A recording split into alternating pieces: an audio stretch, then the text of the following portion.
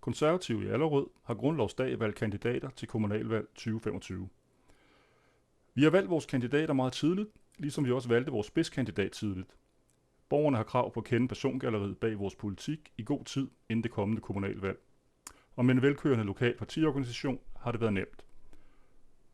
Jørgen Johansen vil her præsentere det samlede overordnede hold, så tager vi enkeltpræsentationerne senere. God fornøjelse.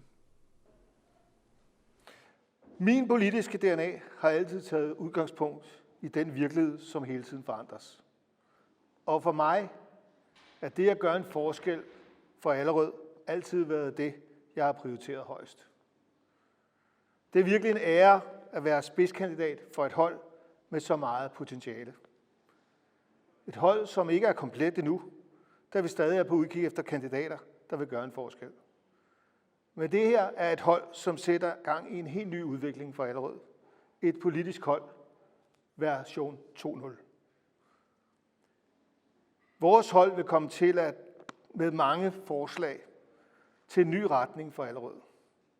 Nogle vil være mere konkrete end andre, men de vil alle sammen have det formål at starte en debat eller en politisk proces til gavn for et bredt samarbejde i Allerøds byråd. De tre ting, som jeg vil fokusere på i det kommende valgkamp, det er politisk styring herunder økonomi.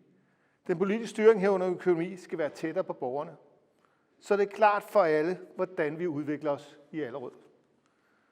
Styrke vores fællesskaber. Vores gode fællesskaber skal styrkes på tværs, så vi udnytter og støtter de mange gemte ressourcer, som ligger og venter i de fællesskaber, vi har med hinanden.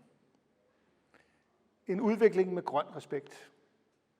Når vi tænker udvikling, skal vi også tænke grønt.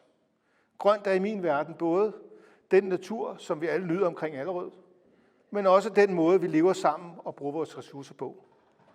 Rigtig god lang valgkamp til alle.